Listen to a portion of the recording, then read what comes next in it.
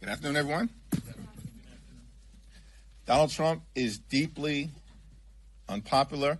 The American people clearly recognize that the Trump administration is in free fall and are actively hurting everyday Americans in order to reward their billionaire donors with massive tax breaks. The one big ugly law is deeply unpopular. The American people clearly recognize that Donald Trump and House Republicans have not done a thing to make life better for them and meaningfully lower the high cost of living in the United States of America. Instead, what Donald Trump and Republicans have done is to rip away health care from more than 17 million people and steal food from the mouths of hungry children, seniors, and veterans, while skyrocketing the nation's debt by more than $3 trillion and setting the country on a course toward possible bankruptcy. One big ugly bill is a complete and total failure, substantively and in the minds of the American people. House Democrats will continue to focus on the issues that matter, like driving down the high cost of living in the United States of America, because we recognize that for far too long, the cost of living in this country has been too high. Housing costs are too high, grocery costs are too high, utility costs are too high, child care costs are too high, insurance costs are too high. America is too expensive. There are far too many people in this country struggling to live paycheck to paycheck. That should not be the case in the wealthiest country in the history of the world. Imagine in America where when you work hard and play by the rules, everyone can afford to live the good life. That's the America that House Democrats are working hard to bring about. Good paying jobs, good housing, good health care, good education for your children, and a good retirement. When you work hard in this country and play by the rules, you should be able to afford to live the good life. But our system is broken, and Republicans are making it worse. Questions? Not to change topics here, but after your meeting on Friday, are you prepared to endorse Mamdani? And if you don't go that far now, or if you keep dragging this out, do you run the risk of turning off more progressive members of the delegation, or excuse me, of the Democratic coalition?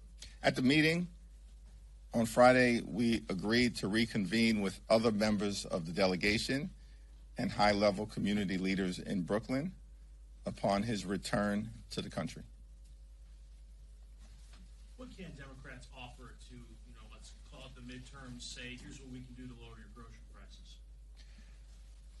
We need an all-hands-on-deck effort to ensure that we're putting money back into the pockets of the American people, using the tax code to make life more affordable for everyday Americans, as opposed to enacting massive tax breaks for billionaire Republican donors. We need to make sure that the supply is sufficient enough to meet the demand that exists, because if the demand is too high and the supply of goods doesn't actually meet where the market equilibrium is at, that presents challenges as it relates to everyday Americans. We need to make sure that this country walks away from the reckless Trump tariffs, which are going to increase costs on everyday Americans by thousands of dollars a year. That means grocery costs, goods, and gas all could dramatically increase. That's probably the most immediate thing that can be done if this Congress actually, under Republican rule, was willing to act like a separate and co-equal branch of government and reassume our authority as it relates to tariff policy. But of course, what we see Republicans consistently do is simply act like a reckless rubber stamp for Donald Trump's extreme agenda, which has nothing to do with making life more affordable for the American people.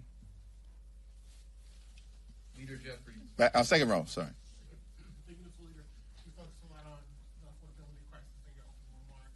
Next Friday, the pause on student loan interest is set to expire. What's your message to Americans out there who are already struggling with, as you said, housing costs, groceries, high utility costs? What's your message to borrowers out there who are just terrified of what their pocketbooks will look like now that this pause is ending? Trump administration should reverse its policy, which represents an assault on students. Just like we've seen the Trump administration assault veterans, assault homeowners, assault everyday Americans, assault farmers, assault small business owners and entrepreneurs and others. Nothing is being done in terms of the Trump administration and House Republican policy to actually make life more affordable for the American people.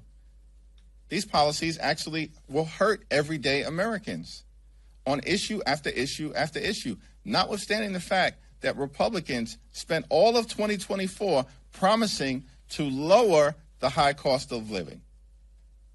In fact, Donald Trump said that costs would go down in America on day one. He said that. And yet we've not seen a single thing done to meaningfully keep that promise. No executive actions, no administrative orders, no legislation designed to meaningfully make life more affordable for the American people. And so, as it relates to this student loan policy, it's just yet another example of the Trump administration not giving a damn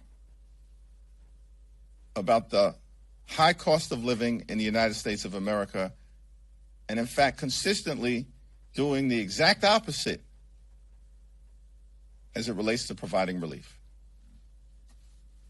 Do you plan to support the discharge petition from Congressman Khanna and Massey on Jeffrey Epstein? And if so, will you sign on to it? I haven't taken a look at the discharge petition because, as of the moment at least, it will not ripen until after the August district work period. However, I absolutely support full and complete disclosure to the American people. Thanks. Chad? Thank you. Good afternoon. The Republicans made a big deal about how the Biden administration handled the border last year. That was a major issue in the election. But then we have this officer from the CBP who was shot in Manhattan last night, and Republicans saying, see, this is part of the policy. People got in the country illegally. They shouldn't be here. What's your response to that when something that tragic happens in your home city? It's my hope that the victims of this criminal act are able to fully and completely recover, and those responsible for the criminal act should be held accountable and prosecuted to the full extent of the law. At the end of the day, we have to make sure in this country that we secure the border, fix our broken immigration system in a bipartisan and comprehensive way, while at the same time standing up for dreamers, farm workers, and law-abiding immigrant families. There are a lot of people throughout this country who now disapprove of the Trump administration's approach to immigration, who were promised that the Trump administration was going to focus on deporting violent felons as opposed to targeting children and law-abiding immigrant families. The Trump administration should spend the billions of dollars in taxpayer resources that it has to make this country as safe as possible by focusing on deporting violent felons, not showing up at Little League baseball games, churches, schools, and hospitals. Leader Jeffries, speaking of that, a lot of your colleagues are supporting the Dignity Act. Are you interested in immigration compromise legislation in this Congress? We have a broken immigration system, and we need to fix it in a comprehensive and bipartisan way. I haven't had a conversation with the authors of the Dignity Act, but I look forward to that discussion to determine if there's a path forward. Thanks. In your interview on CNN, you mentioned blue states that might try to do mid-decade redistricting as a counter to Republicans. You specifically mentioned some that have independent redistricting commissions or that explicitly prohibit mid-decade redistricting in state law. How do you get around that? I think that we continue to have conversations with the state delegations, whether that's in California or New York or beyond, to explore what the opportunities and possibilities are in order to make sure that the congressional map in 2026 is as fair as possible. We also believe that if Texas goes forward with this extreme mid-decade congressional gerrymandering, which shows how desperate these people are because the American people are rejecting them and their policies, including their signature One Big Ugly Law, that there will be several current Texas Republicans who will be made vulnerable in the midterm election, and that they should be careful with what they are doing because many of them may not return in the aftermath of the midterm elections. Third row, thanks. Jeffries, as Democrats try to take back the House in the midterm, will they be focusing on the Epstein files issue, retcon until Politico to hammer this issue? Do you feel the same way? Do you think that should be an important issue in the midterms? I think we're going to focus on building an affordable economy so we can ensure that we drop the cost of living for everyday Americans, and they're in a position to be able to thrive, not simply survive. We're going to focus on protecting the health care of the American people, particularly in the midst of all of the damage that is being done as a result of this One Big Ugly Law and the assault on Medicaid, the assault on the Affordable Care Act, the assault on Medicare, and the assault on the Children's Health Insurance Program. We also need to combat corruption in Washington, D.C., and deliver a government of the people, by the people, and for the people, as opposed to what's going on right now, which is a government of the billionaires, by the billionaires, and for the billionaires. Looking ahead to the September 30th funding deadline, Republicans are expressing interest in more rescissions package. Do you expect House Democrats to take the same position as the last funding deadline, which was opposing the CR and not helping Republicans keep the government open? It's my expectation that if Republicans try to jam a highly partisan spending bill down the throats of the American people here in the House, we'll reject it.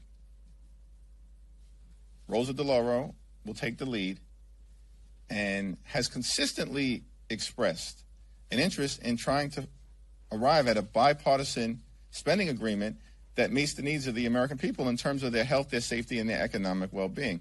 But it's Republicans who have shown no willingness to do that, and you have Trump administration officials like the author of Project 2025 saying that we should walk away as Republicans from the appropriations process, which means they want to shut down the government. Thanks. Thank you, Mr. Leader. House Democrats spent last week trying to force votes to release records related to Jeffrey Epstein, and you have said that you support that movement.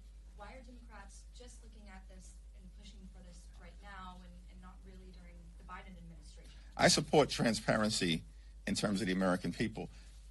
The far right, Donald Trump, right-wing conspiracy theorists and others. This isn't anything that any of us as House Democrats have been focused on ever in terms of trying to fan the flames of what may or may not happen.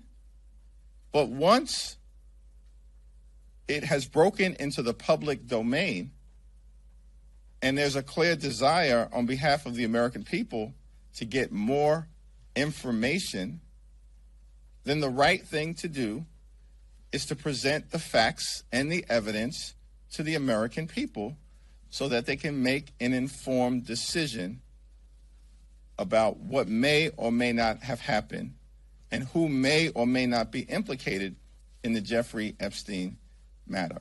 Let's be clear. Let's be clear about the situation here. Jeffrey Epstein was a friend of Donald Trump. Jeffrey Epstein was arrested during the Trump administration.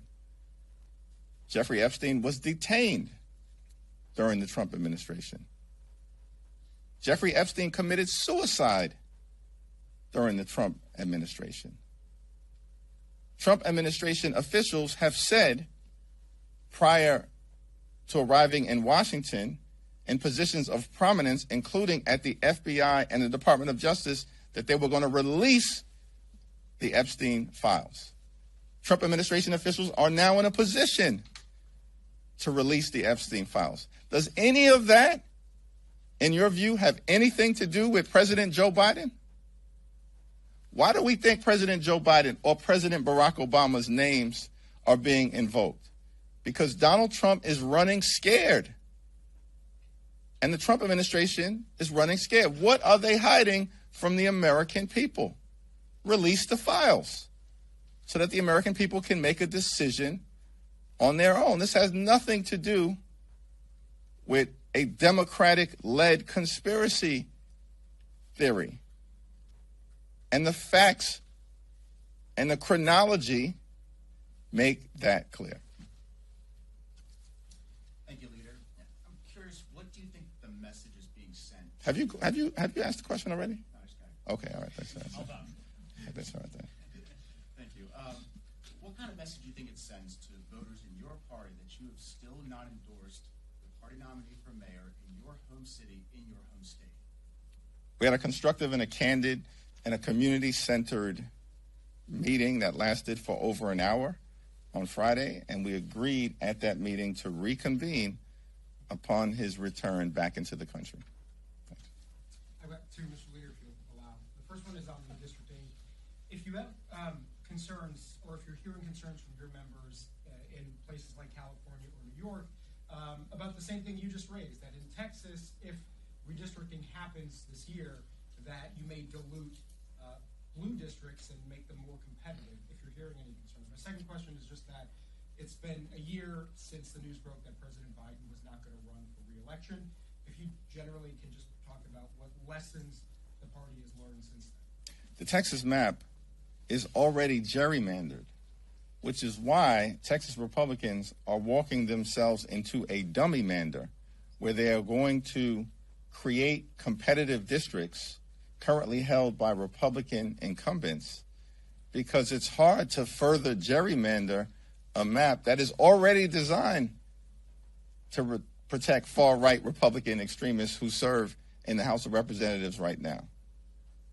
With respect to any ongoing conversations in terms of New York, California, or beyond, I'll defer to the chair of the California delegation, Zoe Lofgren, and the chair of the New York delegation, Jerry Nadler.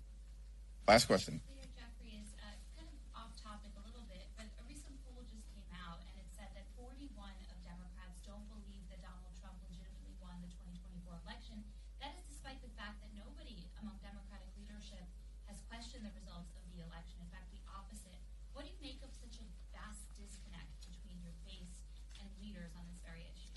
As you've pointed out, during the opening day of this congressional session, I congratulated the new president on winning the general election, and not a single Democrat, as far as I can tell, challenge the certification, because we're not election deniers.